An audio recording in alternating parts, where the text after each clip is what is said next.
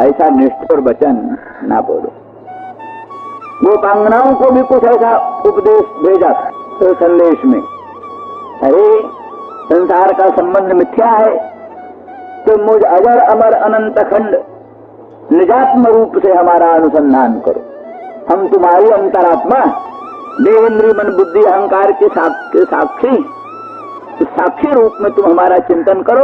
हमारा तुम्हारा क्षण भर भी वियोग नहीं है, सदा हम तुम साथ ही हैं, क्योंकि आत्मा अजर अमर अनंत अखंड है। वो जो तुम्हारा है वो हमारा है, हमारा तुम्हारा आत्मा एक है, अजर अमर है। इस बुद्धि से काम लो। इसका मतलब ये होता है कि जो साधारण प्रेमी होते हैं उनका प्रेम जरा धूमिल पड़ जाता। रामचंद्र भगवान का वनगमन वाल्मीकि रामायण के अनुसार पढ़ने लगो तो एक बार वज्र से वज्र हृदय जरूर पिघल जाता है। अब उसमें कई बार भावना भी करने लगो सब झूठा है, तो राम ब्रह्म है, ये तो परात्पर पर ब्रह्म है, कुछ नहीं है। एक बार वो भी समझो तो भी जब प्रेम का प्रवाह चल पड़ता है तो उसका कुछ असर नहीं पड़ता। लेकिन सामान्य हृदय में उसका असर पड़ जाता है। वो व्याकुलता जो है तो रोना धोना ठंडा पड़ जाता है थोड़े समय के लिए। इसलिए अखंड प्रेम प्रवाह थोड़ा रोकने के लिए, थोड़ा शिथिल करने के लिए, उसके विस्तार में कहीं देहांत न हो जाए, 10वीं अवस्था न हो जाए।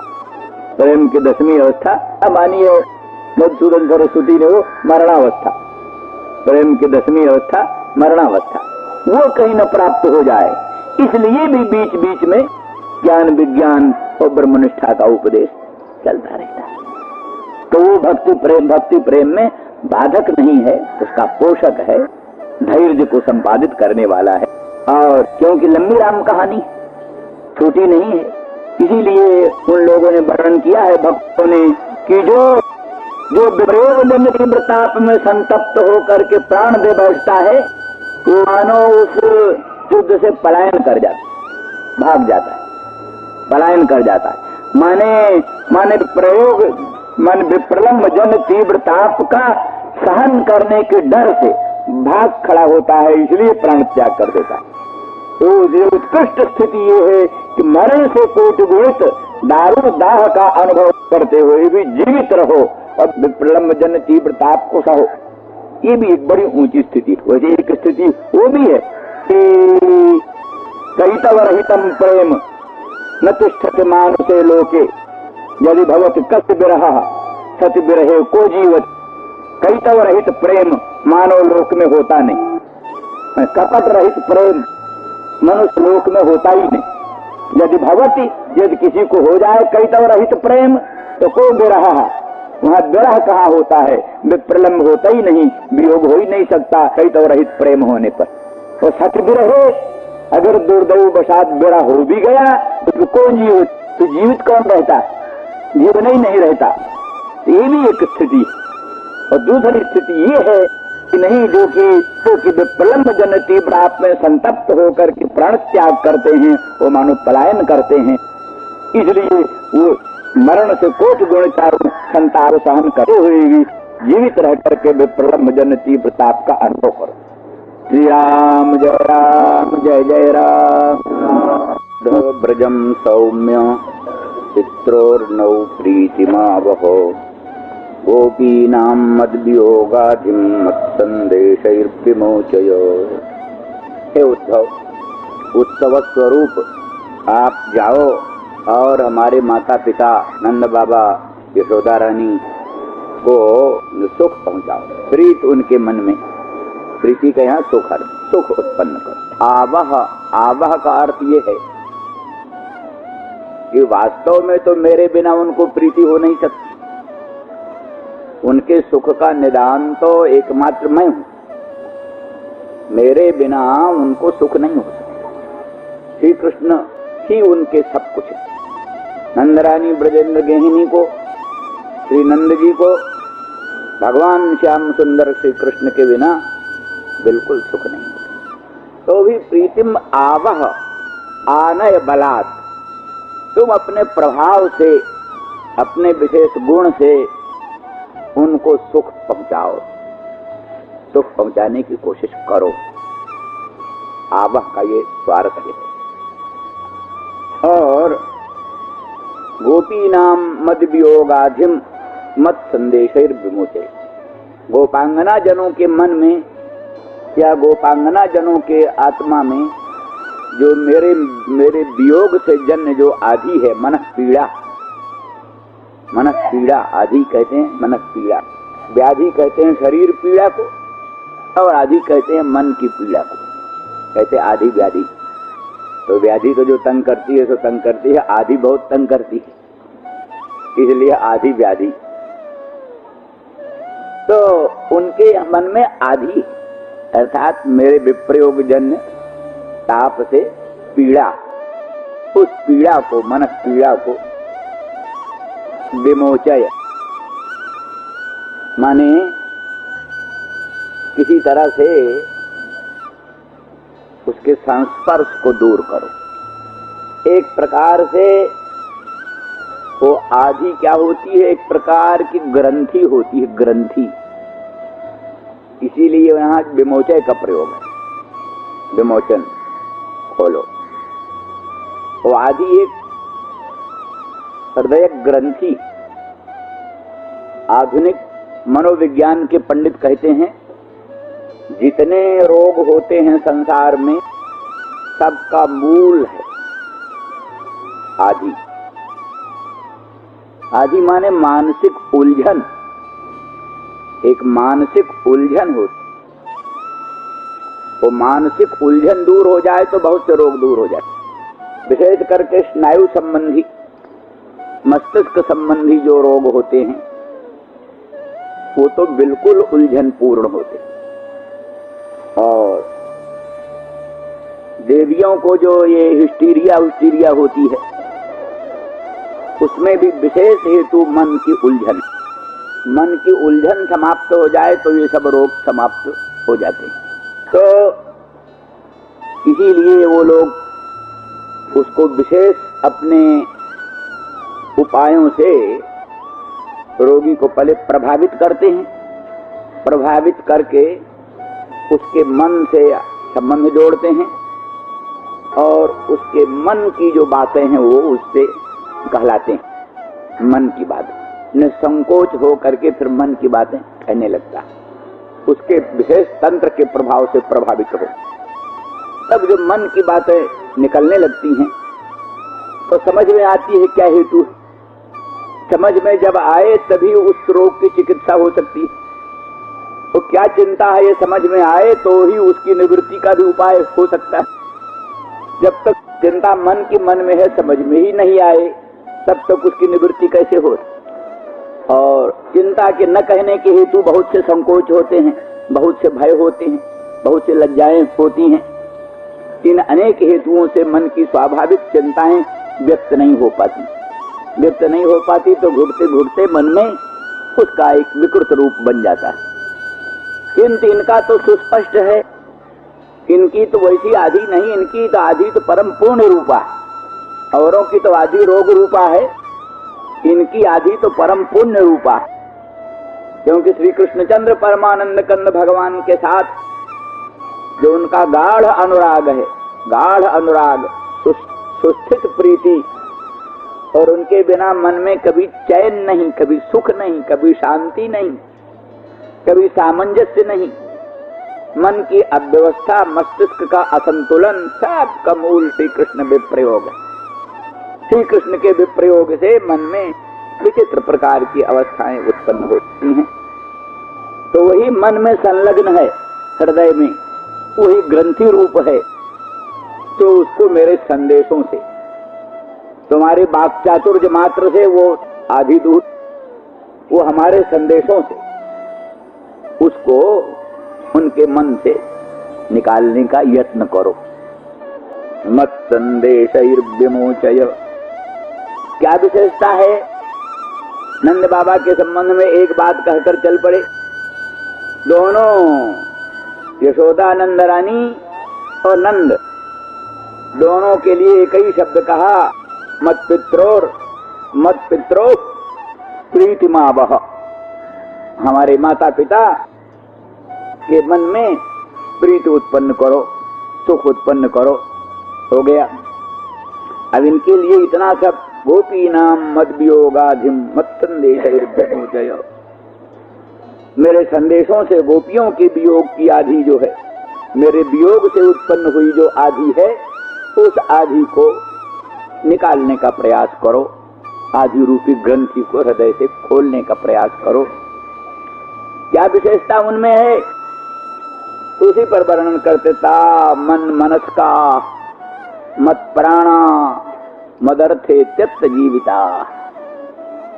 ता मन मनस्का, वो गोपसी मंतनी मन मनस्का, मय्यो मनो या सामता मन मनस्का। उनका संकल्प विकल्पात्मक मन मेरे ही में, उनका मन और कुछ चिंता ही नहीं करता। जैसे हम लोग संसार से मन को हटा हटा कर भगवान में लगाने की कोशिश करते, तैसे वो लोग संसार के कामों में भगवान से मन हटा हटा कर लगाने की कोशिश करती हैं, पर मन लगता नहीं। जैसे स्वारसिक प्रवृत्ति हम लोगों की संसार में, जैसे स्वारसिक प्रवृत्ति उन लोगों की भगवान में। किसी का नाम रागानुगा प्रीति, जो राग से प्रीति, बिना प्रेरणा के, बिना विधि के जो प्रीति होए, विधि से जो प्रीति होती हो तो वैधि प्रीति होती, विधिजन्य प्रीति। विधिजन्य प्रीति तो अब क्या कहते, विधि अत्यंतम अप्राप्त, अत्यंत अप्राप्ति में विधि होती। अग्निहोत्र होम का, स्वर्ग का कार्य कारण भाव वो प्रत्यक्षादि प्रमाण से विज्ञात नहीं, इसलिए अज्ञात ज्ञापकत्व प्रमाणानाम प्रामाण्यम, अज्ञात ज्ञापकता ही प्रमाणों का प्रामाण्य होता है। तो वेद विधि का जो प्रामाण्य होगा वो तब होगा जब उसमें अज्ञात ज्ञापकता हो। तो कार्य कारण भाव अज्ञात है, प्रत्यक्षादि से नहीं विज्ञात है, केवल शास्त्र ही के समधिगम में। शास्त्र ही बतलाता है अग्निहोत्र होम से स्वर्ग होगा, और शास्त्र ही स्वर्ग के लिए प्राणी को अग्निहोत्र होम में प्रवृत्त करता है। शास्त्र ही प्रवृत्त करता है, दूसरा और कोई हेतु नहीं है कि अग्निहोत्र होम में वो प्रवृत्त हो।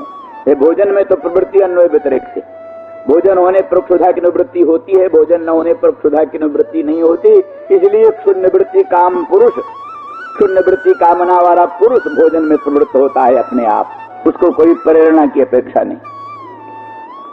इसलिए संसार में शास्त्रों में भी भोजन की विधि नहीं, भोजन की विधि जहां वहां अप्राप्त अंश में कैसे भोजन करना, पूर्वाभिमुख होकर भोजन करना, आर्द्रपाद होकर भोजन करना, आचमन करके भोजन करना, जो अंश अप्राप्त है उसी अंश में विधान है।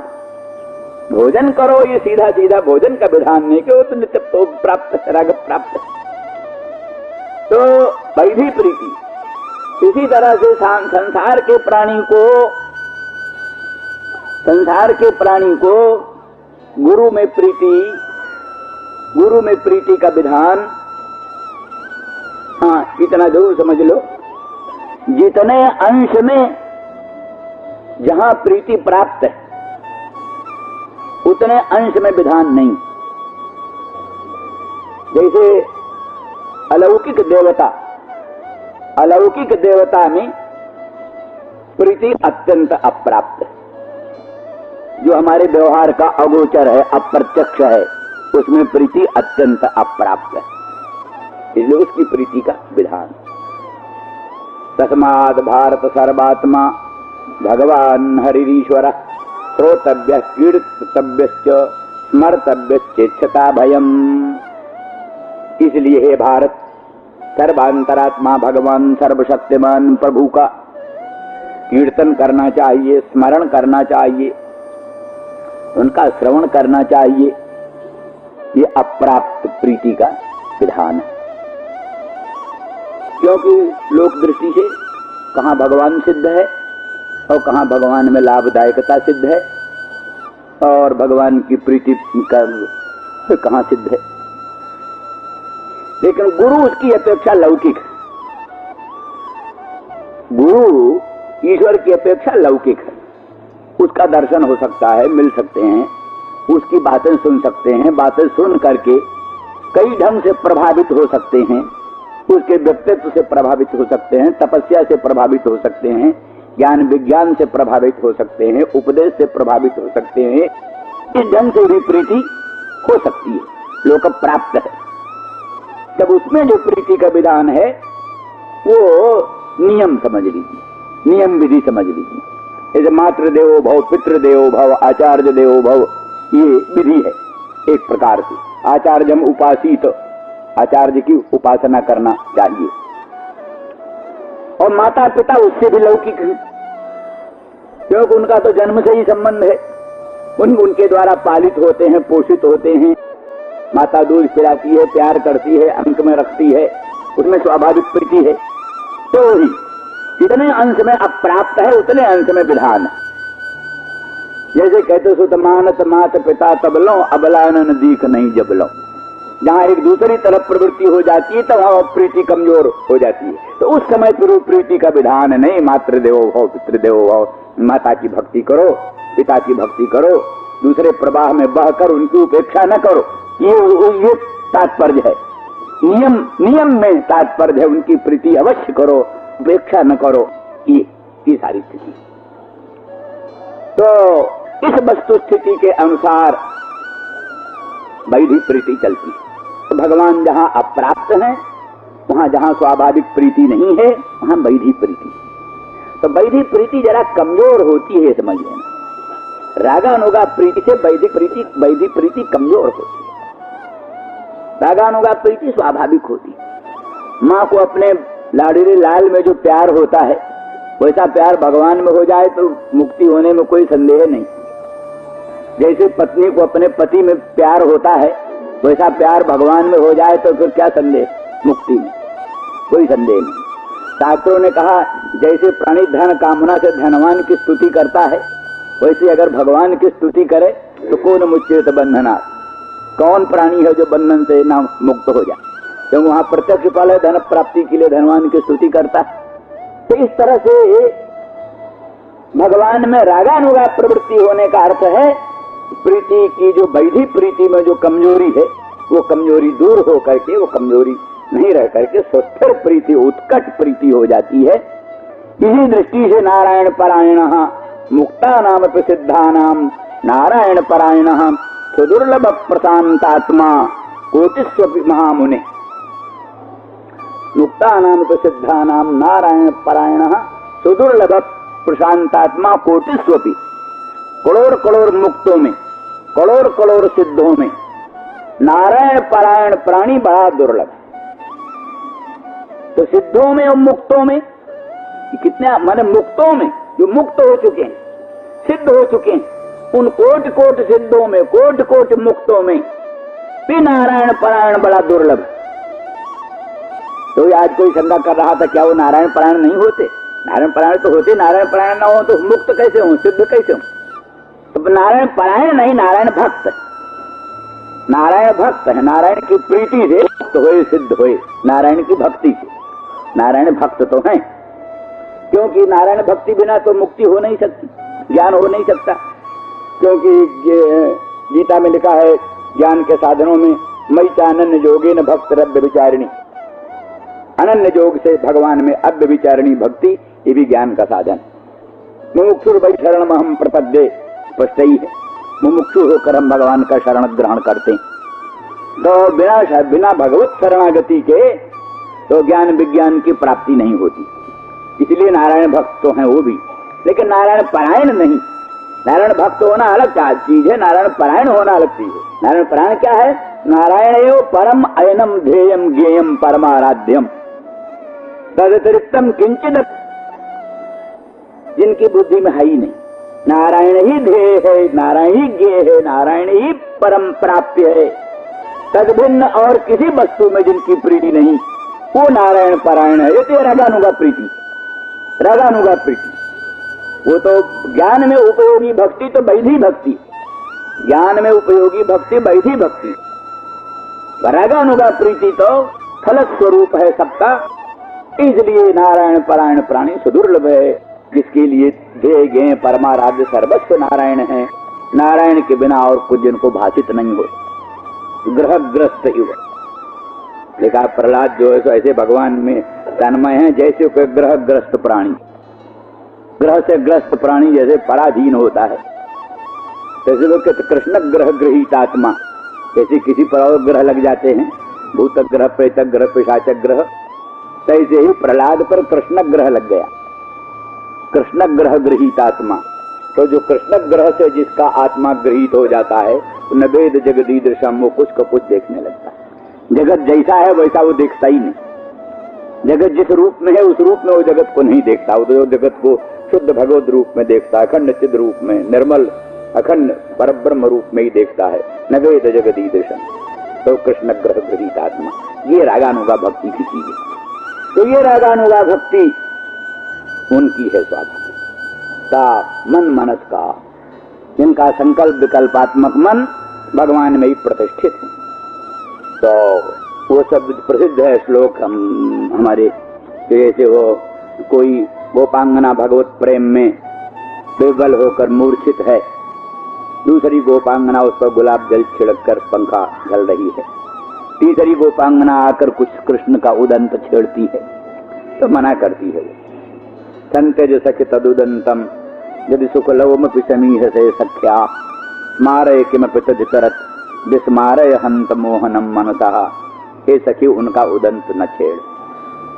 संत्यज सखि तदुदंतम यदि सुखलवमपि समीहसे सख्या, यदि अपनी प्राण प्यारी सखी को क्षण भर भी सुख लेने देना चाहती हो तो उनका उदंत न छेड़ो।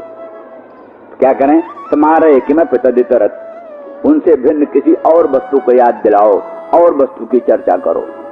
विस्मारय हंत मोहनम मनसः, सखी मदन मोहन श्याम सुंदर को इसके मन से निकाल दो, तब इसको विश्राम होगा, शांति होगी।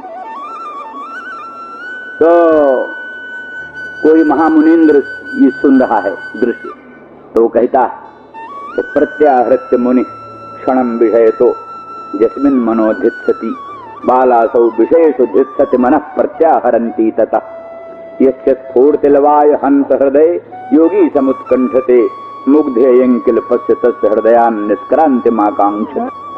कहते महामुनीन्द्र योगीन्द्र यम नियम आसन प्राणायाम प्रत्याहार के द्वारा, धारणा ध्यान समाधि के द्वारा, अष्टांग योग से संसार से मन को हटा हटा करके जिसके स्वरूप में एक क्षण के लिए लगाना चाहिए, अष्टांग योग युक्त होकर संसार से मन को हटा हटा कर जिसके चरणों में लगाना चाहते हैं एक क्षण के लिए, ये मुग्धा गोपांगना उसी भगवान से मन हटा हटा करके विषयों में लगाना चाह रही। प्रत्याहृत्य मुनि क्षणम विषय तो जस्मिन मनोधित्सति, मुनि लोग मन का प्रत्याहार करके क्षण भर भी जिसके स्वरूप में मन को लगाना चाहते हैं, प्रत्याहृत्य मुनि क्षणम विषय तो जस्मिन मनोधित्सति बालासौ विषयेषु धित्सति मनः प्रत्याहरन्ति तथा। ये बाला भगवान से मन का प्रत्याहरण करके, भगवान से मन को हटा हटा करके विषयेषु धित्सति, विषयों में मन को लगाना चाहती है। कहती है स्मारय किमपि तदितरत् विस्मारय हंत मोहनम मनसा। तो यस्य स्फूर्तिलवाय हंत हृदय योगी समुत्कंठते, एक स्फूर्ति लव के लिए, अपने हृदय में स्फूर्ति लव के लिए, किंचन मात्र स्फूर्ति के लिए योगी लोग उत्कंठित रहते हैं। कब वो दिन आएगा, कब वो सौभाग्य आएगा जब श्री कृष्णचंद्र परमानंद कंद का मंगलमय मुख चंद्र हमारे हृदय में जगमगा उठे, उनके पादार बिंद की नखमण चंद्रिका हृदय में दे दीप्यमान हो उठेगी। ऐसा योगींद्र मुनीन्द्र लोग, अमलात्मा परमहंस लोग लालायित रहते हैं। मुग्धेयं किल पश्य तस्य हृदयान् निष्क्रांतिमाकांक्षति, ये मुग्धा ब्रजांगना उन्हीं भगवान को अपने हृदय से निकालना चाह रही। तो ये सब मुनि को आश्चर्य होता है, और आश्चर्य क्या होता है, उनके सौभाग्य को देखकर सिहाते हैं कि धन्य है, धन्य है, ये धन्य, ये बड़े भाग्य की बात है। तो ऐसा उनका मन है, स्वाभाविकता मन मनस का मन, संकल्प विकल्पात्मक मन जिनका मेरे ही ता मन मनस का, और कोई संकल्प ही नहीं, एकमात्र श्री कृष्णचंद्र परमानंद कंद का उठते चलते फिरते बैठते सोते दधि मंथन करते गायंत गोप्यो जनिता अनुरागा गोविंद दामोदर माधवे लूखले संभृत तंडुलाश्च संघट्टयन्तो मुसलेन गोप्यः प्रेम बसाद गोचुः गोविंद दामोदर वासुदेव। तो उलूखल में धान डाला है कूटने के लिए, और उलूखल में धान कूट रही हैं और भूल जाती हैं कूटना उठना। जग गायन तो गोप्तो जनता अनुरागा गोविंद दामोदर माधव। ऐसे ही मंथन दधि मंथन करने के लिए मंथान दंड को भांड में दधि भांड में डाला है, मथने के लिए प्रारंभ किया है और मथना उतना भूल गई हैं और श्री कृष्ण गोविंद दामोदर माधव जी ये प्रेम में तन्मय हो रहे। तो जिनका उठते चलते फिरते बैठते श्री कृष्ण में ही संकल्प विकल्पात्मक मन लगा है, वे हैं का मन मनस का भगवान श्रीमुख से स्वयं उनके लोकोत्तर प्रेम का वर्णन करते हैं। का मन मनस का मत प्राणाः मयि एव प्राणाः इंद्रियाणि यासां ताः मत प्राणाः। मेरे में ही जिनकी संपूर्ण इंद्रियों की चेष्टा, मन कर्म इंद्रियों से भी मेरे संबंधी कर्म में लगी रहती हैं, ज्ञान इंद्रियों से निरंतर मेरे ही स्वरूप का चिंतन करती हैं, निरंतर मेरे ही मंगलमय अंग के सौगंध का आघ्राण उनका नेत्र करता है, उनका घ्राण करता है। मेरे ही मंगलमय मुखचंद्र का श्रीअंग के लोकोत्तर सौंदर्य माधुर्य का अनुभव उनका नेत्र करता है, उनका त्वक मेरे ही मंगलमय अंग के सुस्पर्श को ग्रहण करता है। इस प्रकार से जो कुछ भी है उनका सब मेरे ही में है, उनका प्राण इंद्रियां सब कुछ मेरे ही में। अथवा मन मई माने मई का निमित्त अर्थ करो, मन निमित्तक प्राण धारण है जिनका, मेरे निमित्त ही जिनका प्राण धृत है। एक तो अनिर्वचनीयता होती है जगत, वो होती है तत्वान्यत्वाभ्याम निर्वक्तुम अनर्हता। तत्वतः अतत्वतः उसका निरूपण नहीं किया जा सकता। जगत न तत्व है न अतत्व। तत्व इसलिए नहीं कि उसका बाद हो जाता है, अतत्व इसलिए नहीं कि उसकी प्रतीति होती है। इसलिए तत्वान्यत्वाभ्याम निर्वक्तुम अनर्हा अनिर्वचनीयता जगत। लेकिन ब्रह्म भी अनिर्वचनीय है, ब्रह्म भी अनिर्वचनीय है।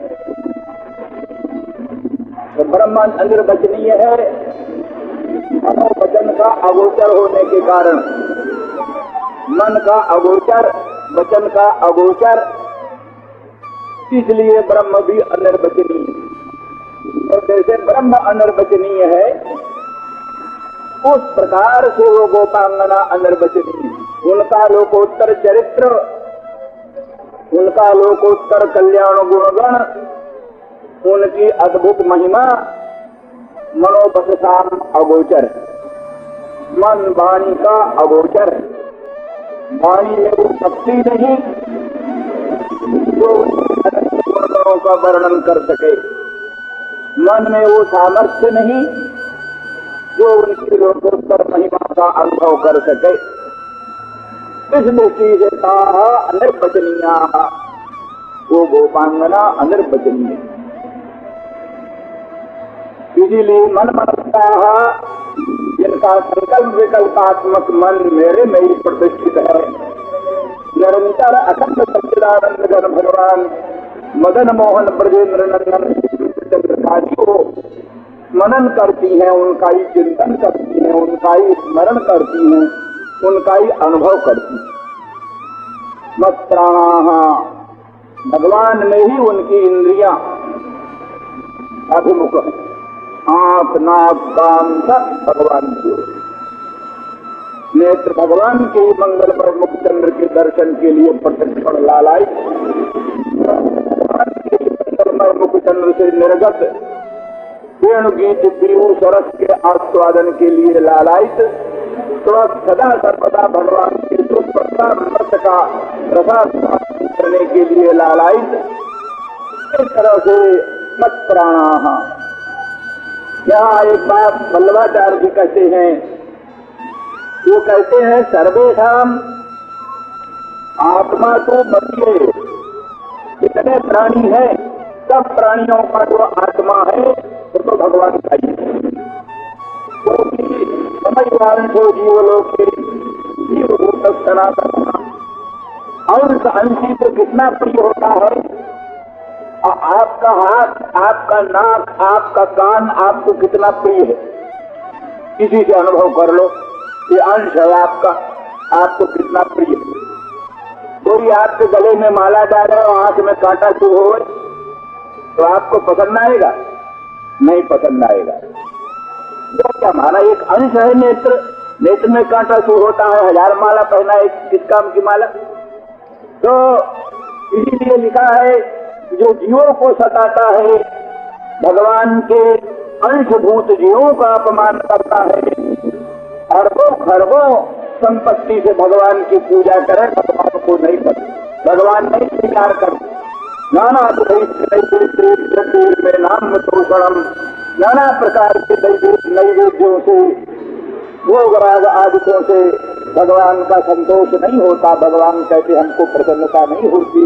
जो प्राणियों का अपमान करता है, जो दूसरों का अपमान करता है, जो गरीबों का अपमान करता है, गरीबों को सताता है, वो अरबों खरबों संपत्ति से भगवान का मंदिर बनाए, अरबों खरबों संपत्ति से भगवान का भोग राग लगाए, भगवान को बिल्कुल नापसंद।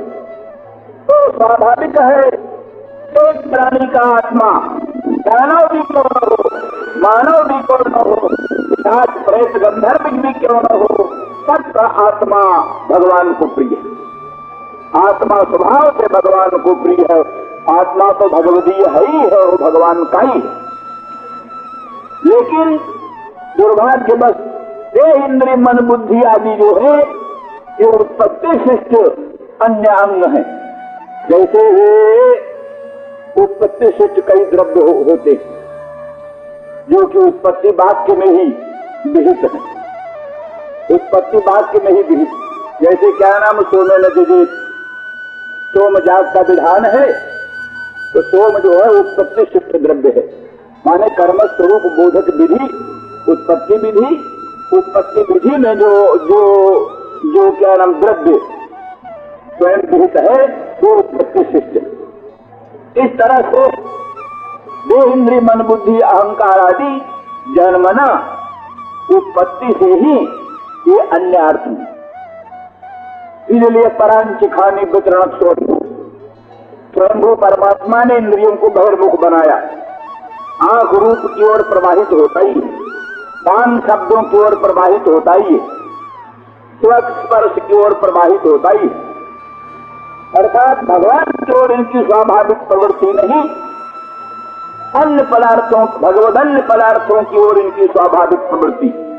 इसलिए इंद्रिया आदि जो है, मन प्राण बुद्धि इंद्रिया आदि जो है, ये उत्पत्ति शिष्ट होने से अन्य पर कहीं रहते, अन्य पर कहीं रहते हैं, अर्थात भगवत भिन्न अन्य पदार्थों में ही इनकी प्रवृत्ति रहती है। अगर किसी सौभाग्यशाली ने, अगर किसी भाग्यवान ने अपने इंद्रियों को भी, मन को भी, प्राणों को भी भगवान के अभिमुख कर दिया, जगत से मोड़ लिया, इंद्रियों को जगत से मोड़ कर भगवान की ओर प्रवृत्त कर दिया, प्राणों को जगत से मोड़ कर भगवान की ओर प्रवृत्त कर दिया, देह को भी सांसारिक कामों से निवृत्त करके भगवान के चरणों की ओर प्रवृत्त कर दिया, तो उसका देहादि भी भगवदीय हो जाते। आत्मा तो भगवदीय है ही है, आत्मा तो भगवान का है ही है, उसका देहादि भी भगवदीय हो जाता है, उसका इंद्रिया, उसका देह, उसका मन सब भगवदीय हो जाता है, भगवान की चीज हो जाती है। इसलिए जो वस्तु भगवान की हो जाती है, जो वस्तु भगवान की हो जाती है, उसकी रक्षा भगवान करते हैं, उसकी रक्षा भगवान करते हैं। इसलिए कहते हैं कि ये देहादि और देह संबंधी दैहिक देह संबंधी दैहिक भोजन पानादि और सगे संबंधी आदि, संसार के सगे संबंधी और देहादि, उनके रहने पर पूरी भगवत परायणता नहीं बनती, पूरी भगवत परायणता नहीं बनती। इसलिए कहते हैं एते सर्वे त्याज्या त्यक्तव्या। बड़ी ऊंची हालत है सर्वसाधारण का नहीं है। इसका मतलब ये नहीं कि हर एक कोई छोड़ दे। यदि संभव हो ऊंची अवस्था बन जाए, ये आत्मा तो सभी का, साधु असाधु, पापी पुण्यात्मा, देवता दानव मानव पशु पक्षी, सभी का आत्मा भगवान का ही आत्मा है, भगवान का ही परम प्रिय आत्मा। सब भगवान को परम प्रिय। शुद्धि अशुद्धि दोष गुण सब उपाधियों होते हैं। ये इंद्रिय अहंकार के ही दोष से प्राणी दूषित होते हैं। इनके गुण से ही प्राणी गुणी होते हैं। दोष गुण के आधार देह इंद्रिय मन बुद्धि अहंकार आदि उपाधियां हैं। तो लेकिन वो देह इंद्रिय मन बुद्धि अहंकार आदि स्वभाव से अन्य पर होते। यद्यपि युक्ति से तर्क से वही सिद्ध होता है संघातों की परार्थता। संघात परार्थ होते।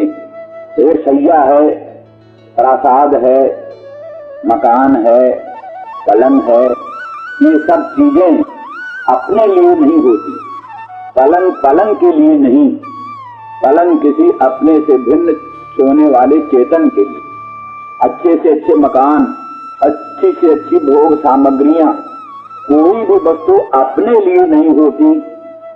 अचेतन हरेक पदार्थ, अचेतन हरेक संगत पदार्थ किसी अपने से विलक्षण असंगत चेतन के लिए होती।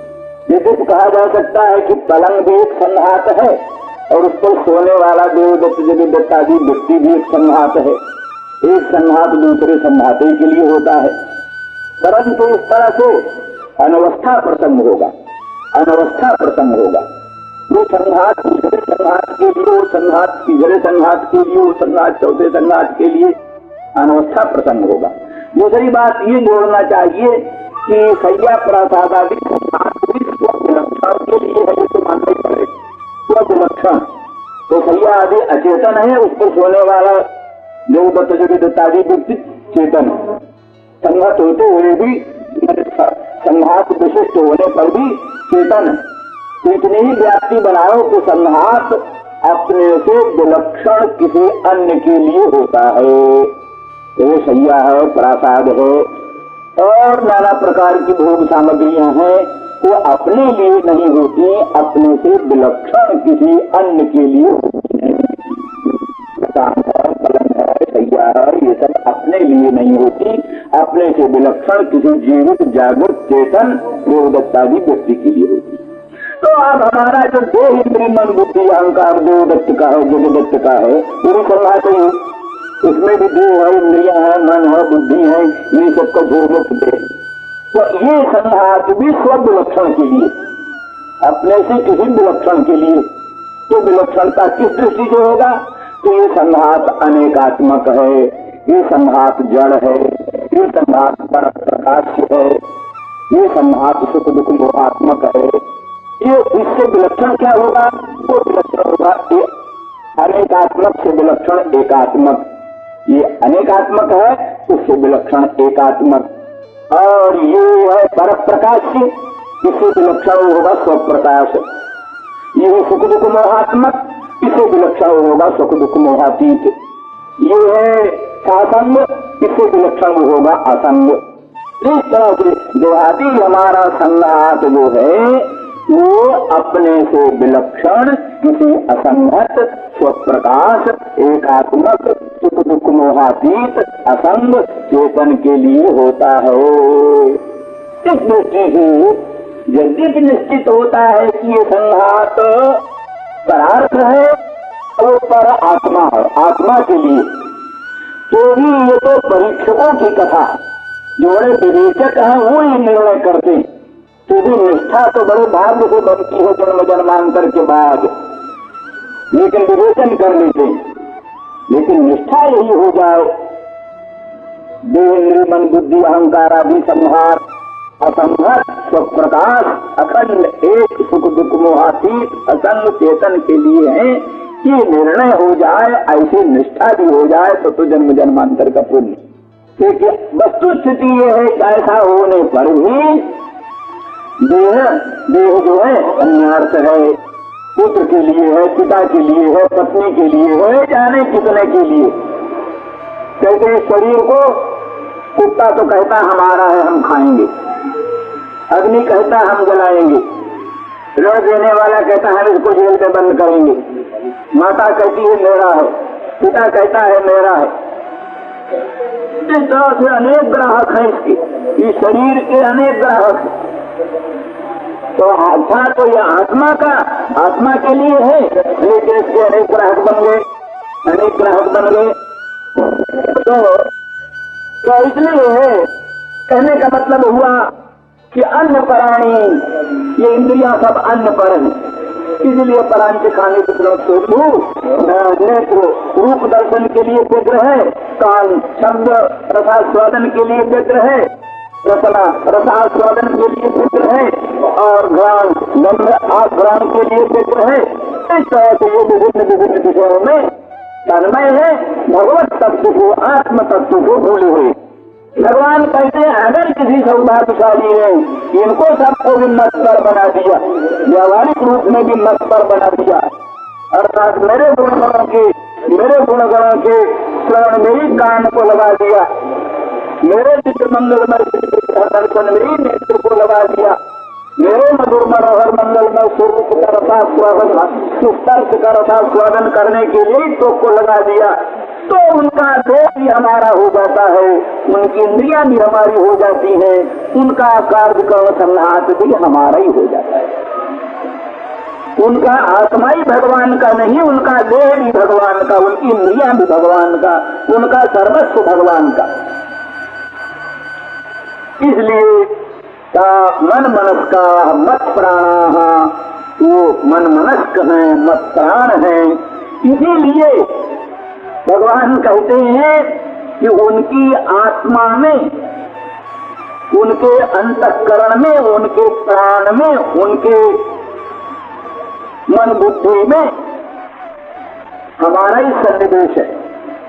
इसलिए उनकी आधि हमारी आधि, उनकी जो आधि है, आधि में मानसिक पीड़ा, वो बांगड़ाओं को जो मानसिक पीड़ा है, भगवान श्याम सुंदर ब्रजेंद्र नंदन मदन मोहन श्याम सुंदर की विप्रयोग जन तीव्र ताप से संताप है, पीड़ा है, वो पीड़ा भगवान कहते पीड़ा, उनकी पीड़ा हमारी ही पीड़ा, क्योंकि उनका मन हमारा मन एक ही हो गया, उनका प्राण हमारा प्राण एक ही हो गया है। उनकी जो पीड़ा है वो हमारी ही पीड़ा है, उनकी जो आधि है वो हमारी ही आधि है। इसलिए उद्धव वो बांगना अनिर्वचनीय है, मनोवचनातीत हैं, उनकी जो गुण है, उनके जो चरित्र हैं, उनकी जो महिमा है, वो मनोवचताम अगोचर है, मन वाणी का अगोचर है। तुम धन्य धन्य हो जाओ, उनका दर्शन करो, तुम कृतकृत्य हो जाओ। इसीलिए अब इस प्रसंग में कहते हैं ये त्यक्तलोक धर्माश्च मदर्थे तान विधर्म्य हम, ये त्यक्तलोक धर्माश्च एतावता ये बतला दिया कि अंतिम स्थिति ये है कि सबको त्याग कर ही, सबको त्याग कर ही मत परायण होने से ऊंची स्थिति बनती, जहाँ नाना प्रकार के सगे संबंधियों की चिंता बनी रहती है, जहाँ भोजन पान की चिंता बनी रहती है, जहाँ घर द्वार की चिंता बनी रहती है, मित्र शत्रु की चिंता बनी रहती है, वास्तविक में वहाँ शुद्ध भगवत भक्ति, शुद्ध अंगरक्ति, शुद्ध भगवत परायणता नहीं बनती। वो तो थोड़े देह के भक्त है, थोड़े भगवान के भक्त है, थोड़ा देह की सेवा करते हैं, बल्कि ज्यादा सेवा देह की, थोड़ी सेवा भगवान की। तो भगवान की सेवा थोड़ी, अपनी सेवा ज्यादा। और कई लोग तो ऐसे भगवान का गुण कम गाते हैं, अपना गुण ज्यादा करते। उपदेश में कई बार अपना गुण वर्णन करते, हमने ये हुआ, फलानी जगह ये हुआ, ये हुआ। तो भगवान का गुण वर्णन की अपेक्षा अपने गुण वर्णन में ज्यादा तात्पर्य रखते और भगवान की सेवा की अपेक्षा अपने देहादी की सेवा करते। इसलिए वो कहते हैं भगवान कि असल में देह, दैहिक और प्राण, इंद्रियां, इन सब का त्याग बिना किए हुए, मैंने त्याग का ममता त्याग। त्याग माने ये तोड़ नहीं है कि शरीर को कोई आग में जलाएंगे, ये नहीं है। आग में जलाने की बात नहीं, वो जैसा का तैसा रहे, लेकिन इनमें से ममता त्यागना होगा। देह दैहिक पदार्थों से ममता त्याग कर सर्वेश त्यक्तव्याः, जैसे गोपांगनाओं ने मदर्थे त्यक्त दैहिकाः, मेरे लिए उन्होंने देह और देह संबंधी पति पुत्रादि और भोजन पान आदि सबका त्याग कर दिया। तो बोले फिर भगवान सब कुछ त्याग कर देंगे तो जीवन निर्वाह कैसे होगा? जीवन निर्वाह कैसे होगा? भोजन पान त्याग देंगे, गृहादि त्याग देंगे, संबंधियों को त्याग देंगे, दैहिक यात्रा कैसी चलेगी? तो कहते तान विभर में हम, उनका भरण हम करते हैं, उनका पोषण हम करते हैं। किसी ने घोड़ा बेच दिया, घोड़ा बेच दिया तो क्या उसको चिंता रहती है घोड़े को कौन घास खिलाएगा, घोड़े को कौन पानी पिलाएगा? घोड़ा बेच दिया तो हमको क्या चिंता, घोड़े को कौन पानी पिलाएगा, कौन घास खिलाएगा, कौन दाना खिलाएगा? जो खरीदेगा वो खिलाएगा। तो जैसे हमने घोड़ा बेच दिया, ऐसे हमने अपने आप को भगवान के चरणों में अर्पित कर दिया। भगवान जाने, अब भगवान जाने। इसलिए क्या कहते हैं, यथा मत हस्तस्थम वस्तु न केनापि उपहंतुम शक्यते, मेरे हाथ में रहने वाली चीज का कोई उपघात नहीं कर सकता। सर्वेश्वर सर्वशक्तिमान अनंत ब्रह्मांड नायक भगवान के हाथ में जो चीज है, कौन दुनिया में है कि जो उसका उपघात कर सकेगा? ऐसे वो तो मध्यस्थ हो गए, उन्होंने मुझको अर्पित कर दिया सब कुछ। अब सब कुछ उनकी चीज मेरी हो गई, अब उसका विघात मेरी वस्तु का विघात होगा। एक जगन्नाथ मंदिर के पीछे 80 घाट पर एक जगन्नाथ मंदिर, उसके पीछे नरसिंह का मंदिर, नरसिंह का मंदिर, बड़ी भारी नरसिंह मूर्ति, और नरसिंह भगवान का हाथ बड़ा विशाल, और उसी हाथ के नीचे छोटा सा बच्चा खड़ा है, छोटा सा बच्चा खड़ा। तो इतना बड़ा विशाल भगवान का अद्भुत रूप और इतना विशाल हाथ, और उसके नीचे जो बच्चा है, दुनिया में कोई माई का लाल हो सकता है तो बच्चे को और आंख उठा कर देख सकते? भगवान के हस्तारविंद की आतपत्र छाया जिसके ऊपर है, कौन दुनिया में उसका बाल बांका कर? तो भगवत हस्तस्थ, भगवान के हस्त में है, वो भगवान के हाथ के नीचे है, दुनिया में कोई उसका उपघात नहीं कर सकता। इसलिए कहते जिन्होंने अपना सर्वस्व मुझ में निवेदित कर दिया, सर्वस्व जिसने अपना सर्वस्व मुझ में अर्पण कर दिया, उनकी सब वस्तु, उनका संघात, इंद्रियां, मन, आत्मा, सब कुछ मत हस्तस्थ चीज है, मेरे हाथ की चीज है। उसकी रक्षा का उत्तरदायित्व, उसकी रक्षा का जिम्मेदारी हम पर है, तो हमारे हस्तस्थ वस्तु का कौन उपघात कर सकता है? इसीलिए अनन्याश्चिन्तयन्तो माम ये जना पर्युपासते तेषां नित्याभियुक्तानां योगक्षेमं वहाम्यहम्। भगवान गीता में कहते हैं जो अनन्य होकर, नान्यो जेषां ते अनन्याः, जिनके और भी कोई है वो अनन्य कहाँ हुई? जिनके और भी कोई है वो अनन्य कहाँ हुई? जिनके और कोई नहीं, बिल्कुल सबसे नाता तोड़ दिया। जननी जनक बंधु सुतदारा, धन धन सहित सुहृद परिवारा, सब कर ममता ताग बटोरी, मम पद मन ही बांधि बट डोरी, समदर्शी इच्छा कछु नाही, हर्ष शोक भय नहीं मन माही, अस सज्जन मम उर बस कैसे, लोभी हृदय बसत धन जैसे। दुनिया की जो भी ममताएं हैं, स्त्री की ममता, पुत्र की ममता, धन की ममता, परिवार की ममता, सगे संबंधियों की ममता, ये ममता के तागे हैं, सूत्र हैं, ममता के सूत्र हैं। इधर ममता का एक सूत्र, इधर ममता का एक सूत्र, इधर ममता का एक सूत्र, ममता के सूत्र बिखरे हुए, बिखरे हुए। उन ममता के सूत्रों को बटोर लो, बटोर लो, बटोर कर इकट्ठा करके उनकी डोरी बढ़ लो, डोरी बट लो, डोरी बट करके और उस ममता को एक भगवान में बनाओ, भगवान के चरणों में बांध दो अपने मन को, उसी ममता रूपी सूत्र की डोरी से भगवान के चरणों में बांध दो। बात तो समदर्शी हो करके सब इच्छाओं को त्याग करके भगवान के मन में मन मिला दो, भगवान की इच्छा में इच्छा मिला दो, भगवान के हृदय में हृदय मिला दो, भगवान की आत्मा में अपनी आत्माओं को मिला दो। बस फिर भगवान कहते हैं अस सज्जन मेरे हृदय में ऐसा बसता है जैसे लोभी के हृदय में धन बसता है, ऐसे लोभी को धन में प्यार होता है, ऐसे उसमें मुझको प्यार होता है। तो ऐसी परिस्थिति में निरपेक्षम मुनि शांतम निर्वैरम समदर्शन अनुव्रजाम्यहं तेषां चंद्र निरपेक्ष है, मुनि है, शांत है, निर्भय है, समदर्शन है। ऐसा जो महामुनीन्द्र अंतर्मुख भगवत भक्त, उसके हम पीछे पीछे चलते हैं, क्योंकि उसके चरणों से धूली उड़कर हम पर पड़ेगी, हम पवित्र हो जाएंगे भगवान के। ये भगवान का, उनके चरणों की धूली से हम अपने को पवित्र करने के लिए उनके पीछे पीछे चलते हैं। वह राम स्वभाव जिन जाना, तिन्हीं भजन तय भाव न आना। जो भगवान के स्वभाव को जान लेते हैं, उनको सिवा भगवान के भजन के और कोई भाता ही।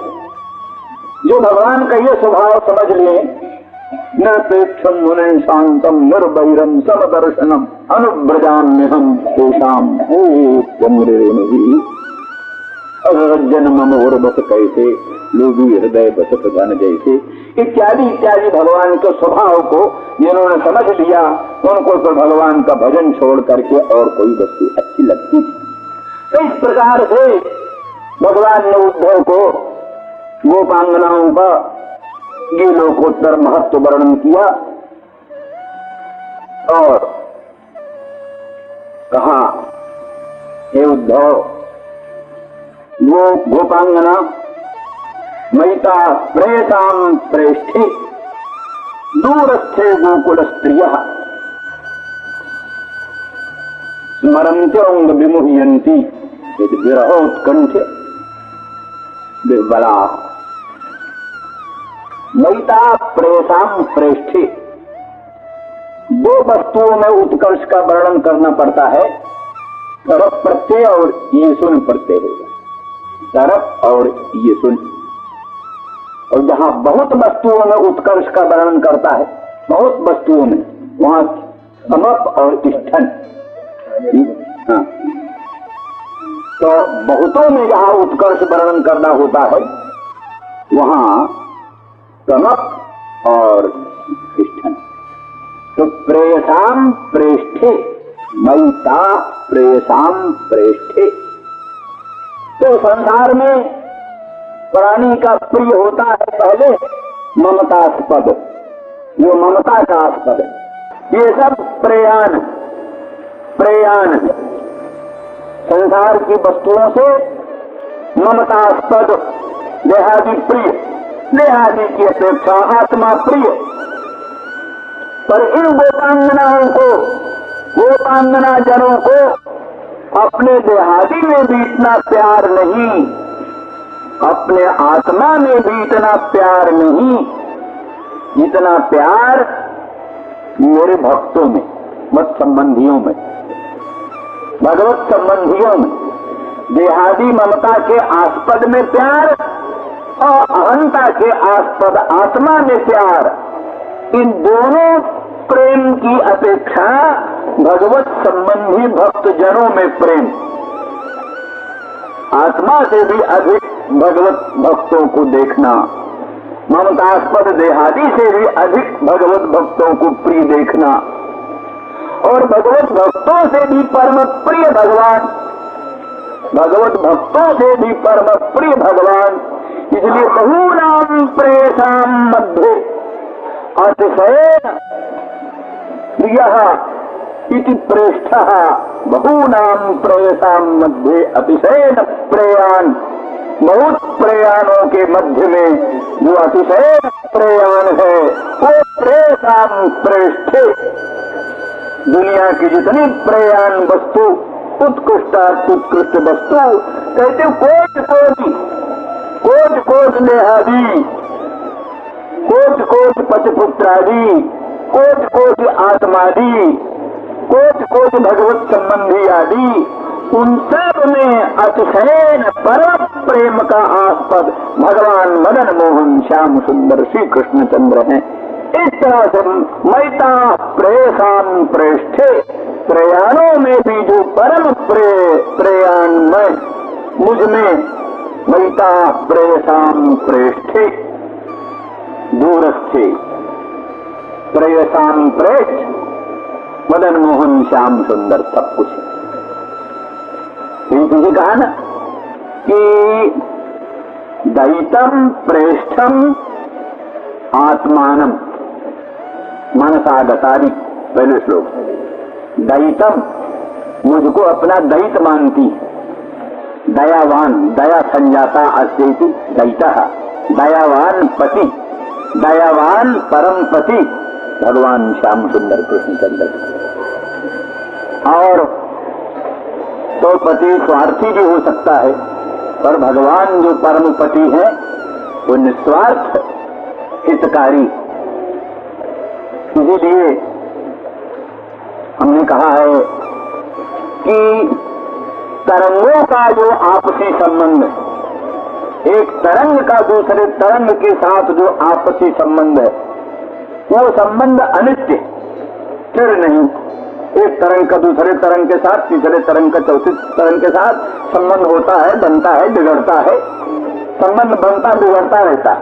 लेकिन तरंग का जल के साथ संबंध क्या बनता बिगड़ता रहता है? वो तो अखंड है, नित्य है। तरंग का जो जल के साथ संबंध है वो नित्य संबंध है। तो एक जीव दूसरे जीव सब तरंग है। भगवान आनंद सुधा समुद्र है, उन्हीं में जो तरंग है वही जीव। भगवान शंकराचार्य जी कहते सत्य भेदा पद में, नाथ तवाहम नमाम कीनस्त्वम सामुद्रो ही तरंग क्वचन समुद्रो न तारंग। हे प्रभु, हे सर्वेश्वर, आप हमारे हैं। जैसे महासमुद्र का तरंग होता है ऐसा व्यवहार होता है, तरंग का महासमुद्र होता है ये व्यवहार नहीं होता। तो माने आनंद सुधा सिंधु भगवान है, उनमें तरंग जो है वही जीव। तो एक जीव का दूसरे जीव के साथ जो संबंध है वो अनित्य संबंध है। ऐसे एक पति पत्नी का जो संबंध है, पति भी जीव पत्नी भी जीव, दोनों जीव, एक जीव का दूसरे जीव के साथ संबंध वही हुआ जो एक तरंग का दूसरे तरंग के साथ संबंध। लेकिन भगवान कौन है? भगवान तरंग नहीं है, भगवान तो आनंद सुधा समुद्र। तो तरंग का आनंद सुधा समुद्र के साथ जो संबंध है वो नित्य संबंध है, अखंड संबंध है। इसलिए उसी संबंध से अखंड सौभाग्य रहेगा, अटल अहिबात रहेगा। कभी भी सौभाग्य भंग होने की ही संभावना नहीं, क्योंकि एक जीव पति एक जीव पत्नी इनका तो संबंध विच्छिन्न हो जाएगा, सौभाग्य भंग होने का डर है। लेकिन अगर जीव संबंध त्याग करके उस सर्वेश्वर सर्वशक्तिमान भगवान से संबंध जोड़ लिया, उसके साथ अखंड नाता जोड़ लिया, तो वो परम पति है, उसका तो कभी भंग नहीं होगा, नाश नहीं होगा। इसलिए अखंड सौभाग्य स्वाभाविक बना रहे। इसलिए दया संजाता स दैता, दयावान सर्वेश्वर अकारण करुण करुणा करुणालय भगवान को पति बनाया, वही पति दैताम दैतम और प्रेष्ठम बहुनाम प्रेषाम मध्य अतिशयन प्रयाण, बहुत प्रयाणों के मध्य में अतिशयन प्रयाण है, इसलिए भगवान प्रेष्ठ। और आत्मान मुझको ही उन्होंने आत्मा भी मान रखा है। वो कांगनाओं का आत्मा कोई जीवात्मा आत्मा नहीं। तो वेदांत का सिद्धांत है।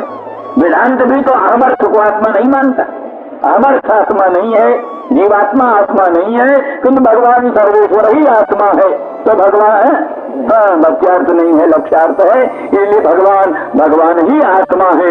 इसलिए वो हमको दैत मानती है, प्रेष्ठ मानती है, आत्मा मानती है।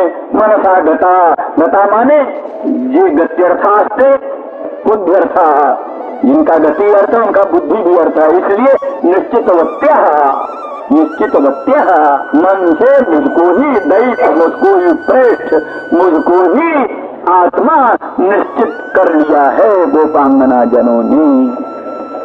तो वो जो आत्मा है प्रेषाम प्रेष्ठ भगवान मैं हूँ, तो दूरस्थे दूर हूँ, दूरस्थे प्रेषाम प्रेष्ठे मैं दूरस्थे। ता गोकुल स्त्रिया, इतर स्त्रियां नहीं है, गोकुल की स्त्रियां। गोकुल स्वभाव से प्रेम प्रधान जगत, दुनिया में प्रेम प्रधान जगत गोकुल। गोकुल की स्त्रियां स्वभाव से अनुरागिणी, स्त्रियां स्वभाव से अनुरागिणी होती हैं। सब भगवान ने एक संपत्ति दे रखा है उनको, अनुराग प्रेम।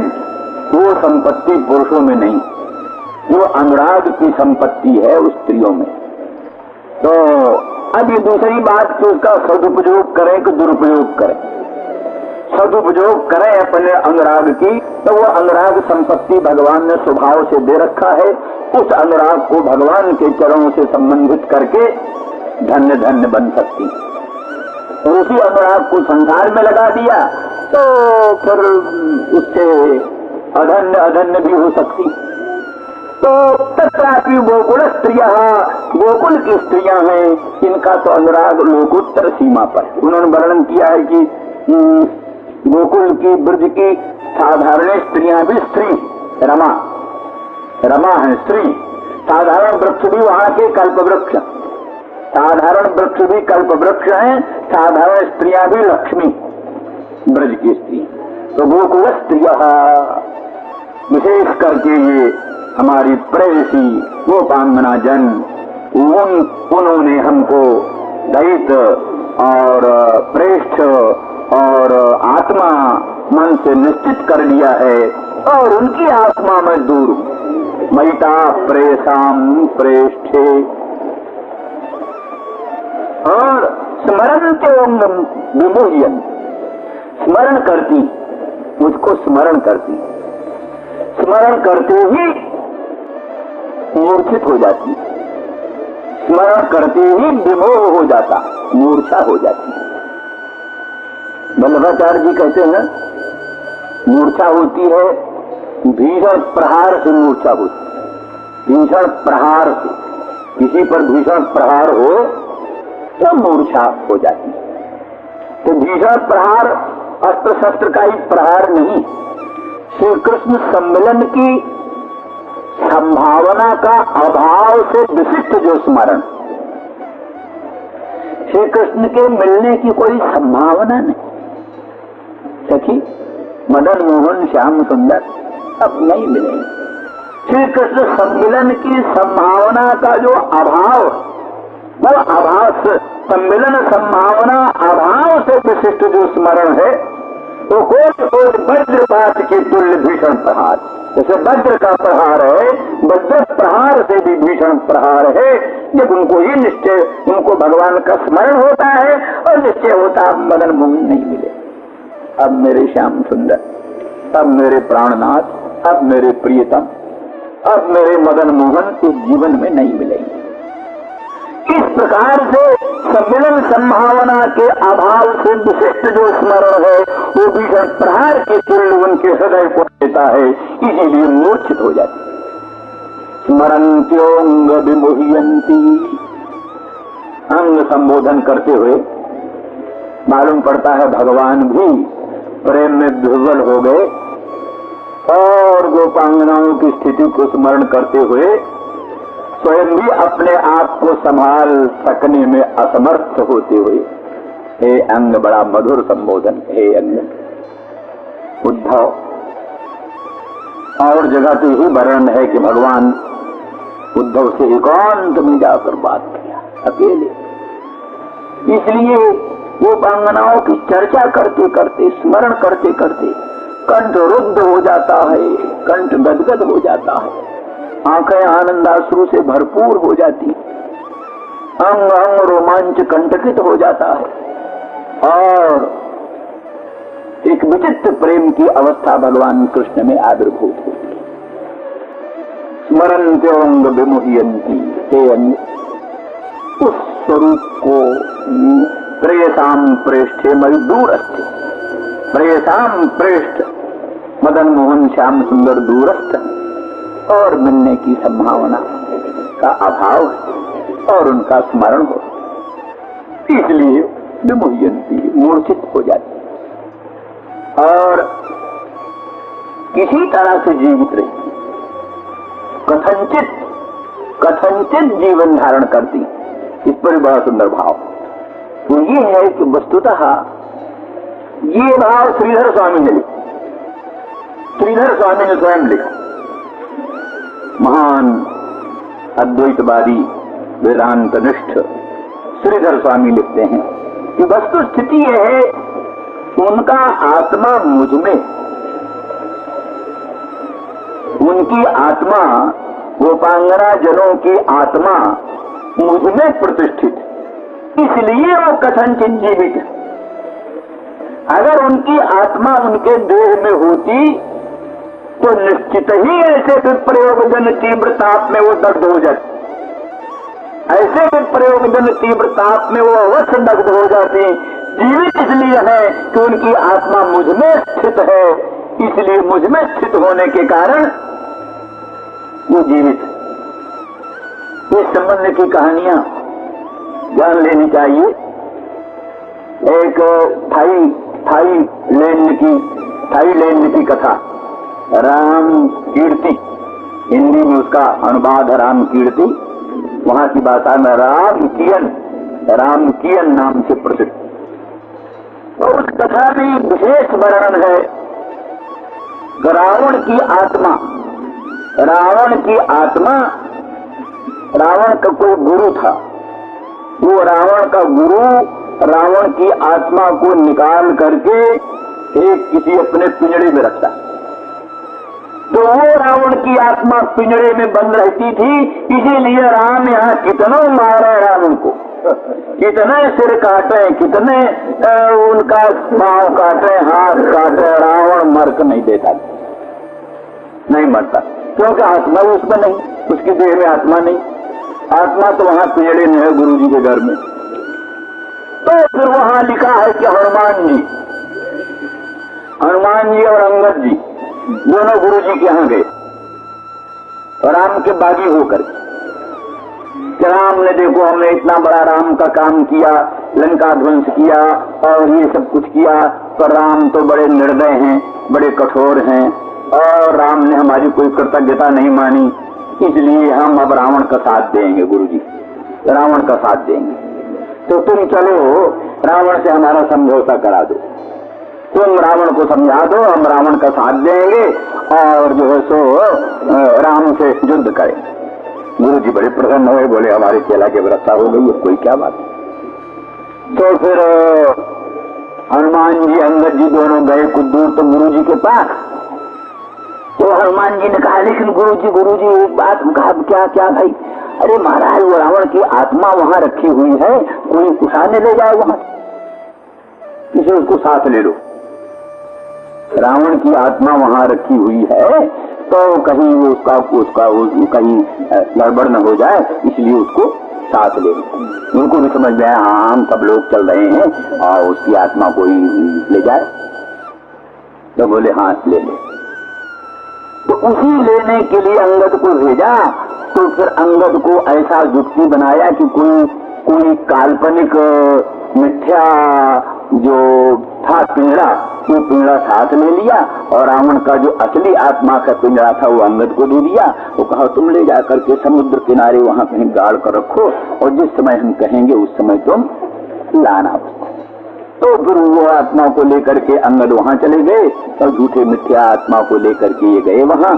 और फिर रावण से जो कुछ भी जैसा तैसा समझौता मिलता हुआ है जो कुछ भी, तो अंत होगा जब फिर युद्ध होने लगा तो राम के साथ फिर उस आत्मा को पकड़ लिया, उस आत्मा को मार दिया। तब फिर राम के बाण से वो रावण मर। ये कहानी तो माने कहने का मतलब ये कहानी समूल है, निर्मूल नहीं है।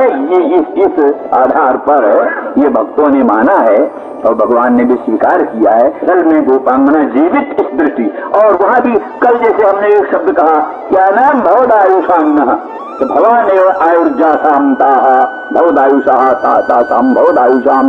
विधाता ने शरीर हमको हमारे हाथ में दिया पर हमारी आयु आपके हाथ में दिया है, इसलिए श्याम सुंदर ब्रजेंद्र नंदन मदन मोहन के हाथ में हमारी आयु है, वही हमारी आयु है। वो जब तक है तब तक हमारे चाहने पर भी हमारे देह का अंत नहीं हो सकता, हमारे चाहने पर भी हमारे देह का अंत नहीं हो सकता। वो भगवत सम्मिलन की संभावना, भगवत सम्मिलन की आकांक्षा, उत्कंठा बनी रहती है, इसलिए प्राण जाते नहीं। नाम पाहरु दिवस निशि ध्यान तुम्हार कपाट, लोचन निज पद जंत्रिका जाहि प्राण की ही बाट।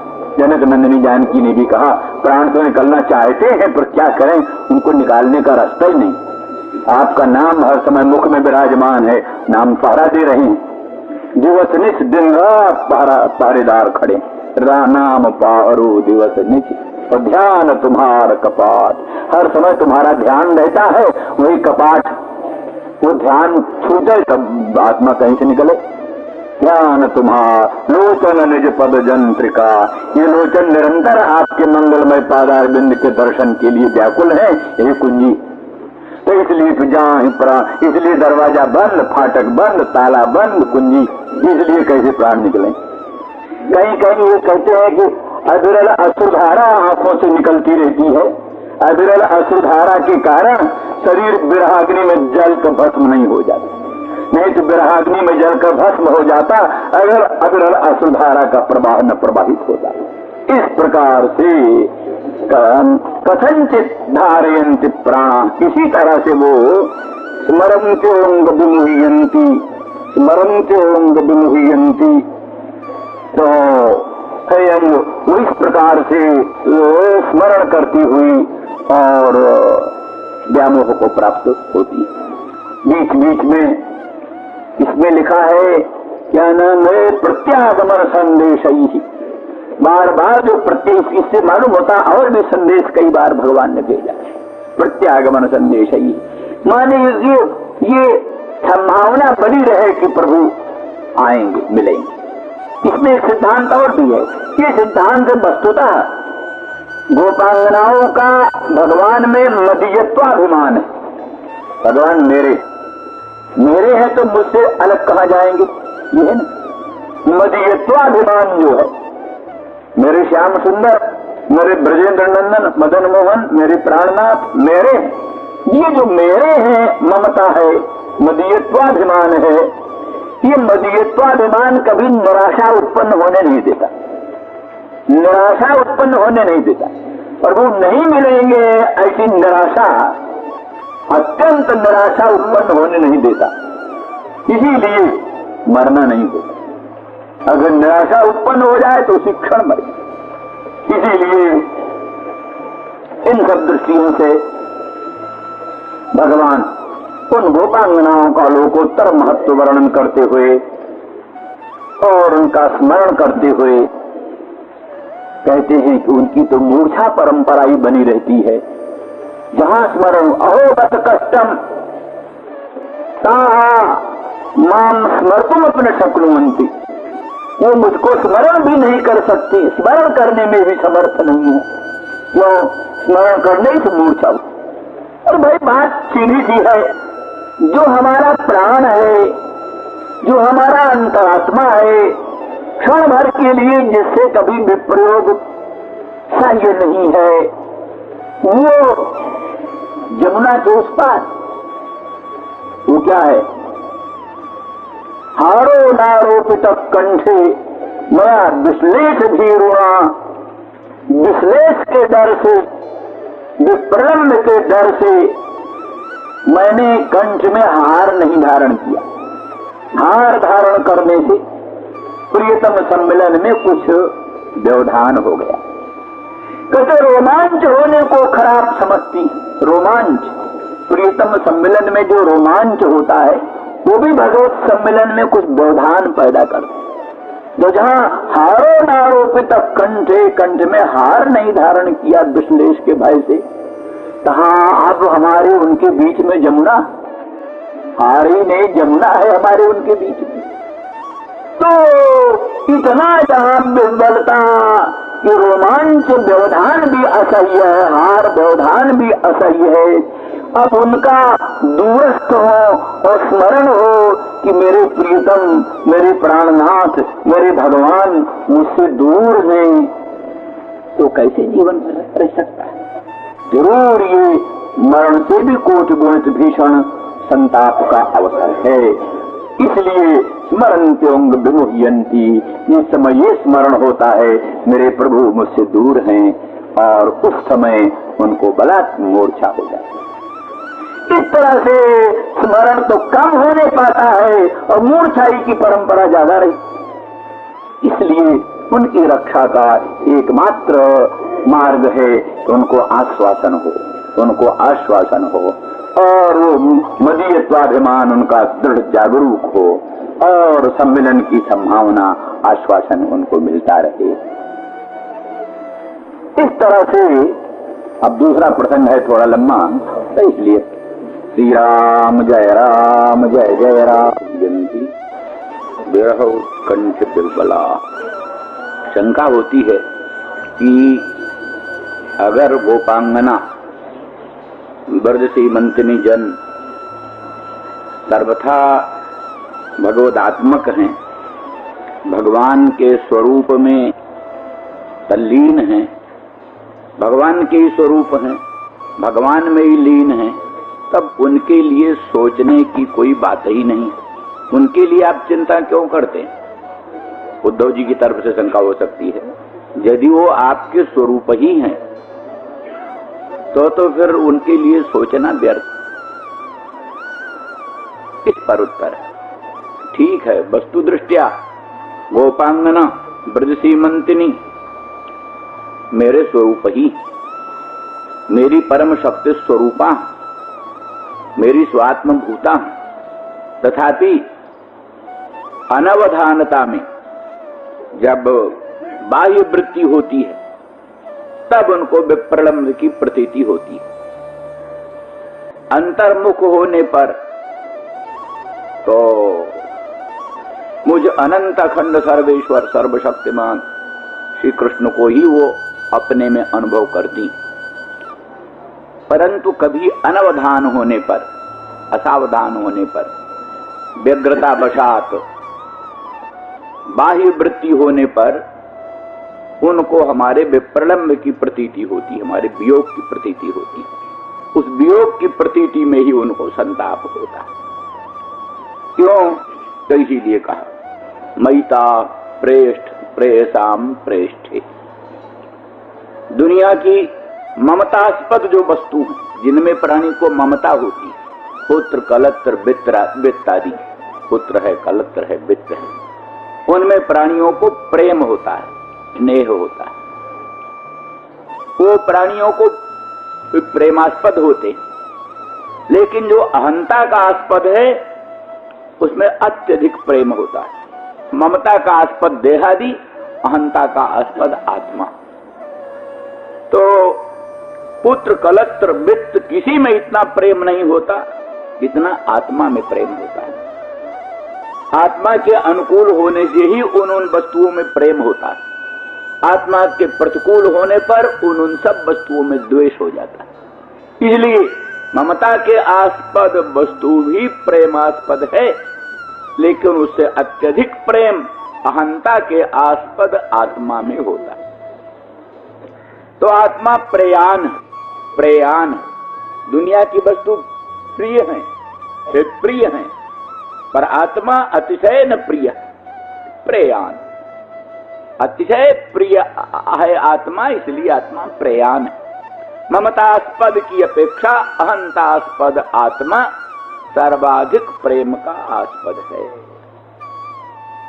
तो कहते हैं अगर वो आत्मा, प्रेयसाम यहां बहुवचन दिया, बहुवचन का अर्थ है अगर वो किसी किसी किसी किसी प्राणी के पास अगर एक आत्मा न होकर अरबों आत्माओं, कल्पना है किसी प्राणी के पास एक आत्मा न होकर अगर अरबों आत्मा हो, बहुत आत्मा हो, तो उन आत्माओं से भी अधिक प्रिय भगवत संबंधी वस्तु इनको, इन गोपांगनाओं को अनंत अनंत आत्माओं से अधिक प्रिय भगवत संबंधी वस्तु।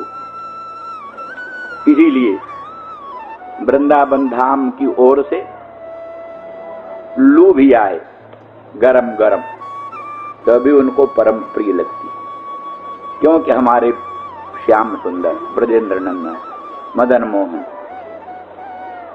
भगवान के देश की ये लू, भगवान जहां विराजते हैं वहां की ये गर्म वायु वो भी परम प्रिय लगती है।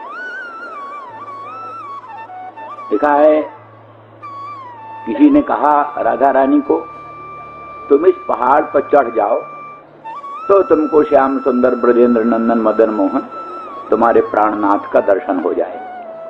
तो ग्रीष्म के दिन है, गर्मियों के दिन है, भयंकर गर्मी पड़ रही है, दोपहर का समय, वो बिल्कुल पहाड़ पर चढ़ी चली जा रही, चढ़ गई पहाड़ पर, तो उस पहाड़ की जो चोटी है उस पर खड़ी होकर के श्याम सुंदर का दर्शन कर रहे हैं। परंतु वो पहाड़ की चोटी क्या है? सूर्यकांता मणि की चोटी बनी हुई है, सूर्यकांता मणि, जो कि सूर्य नारायण की तीव्र रश्मियों के योग से अग्नि ज्वाला जटिल हो रही, सूर्य की रश्मियों के संबंध से सूर्यकांता मणि में से अग्नि प्रकट हो जाता है। तो सूर्यकांता मणि का वो जो शिखर है, वो शिखर सूर्य रश्मि के संसर्ग से अग्नि ज्वाला जटिल हो रहा है, उस पर, उस शिखर पर पांव रख करके श्याम सुंदर का दर्शन कर रही हैं और अनुभव कर रही हैं मानो बड़े शीतल सुकोमल कमल पर हमारा चरण।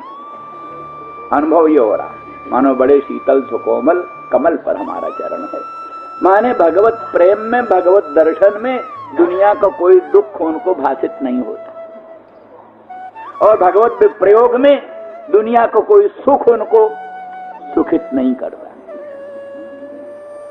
इसलिए प्रेयसाम प्रेष्ठे, अत्यंत जो प्रेमास्पद अनंत अनंत प्राणी भी हों उनसे भी अत्यधिक प्रिय उनको भगवदीय वस्तु, भगवत संबंधी वस्तु, और भगवत संबंधी वस्तुओं से भी सर्वाधिक प्रेमास्पद भगवान, भगवान। इसलिए मैता प्रेयसाम प्रेष्ठे, प्रयाणों का भी जो परम प्रयाण मुझ श्री कृष्ण में उनका अत्यंत अनुराग।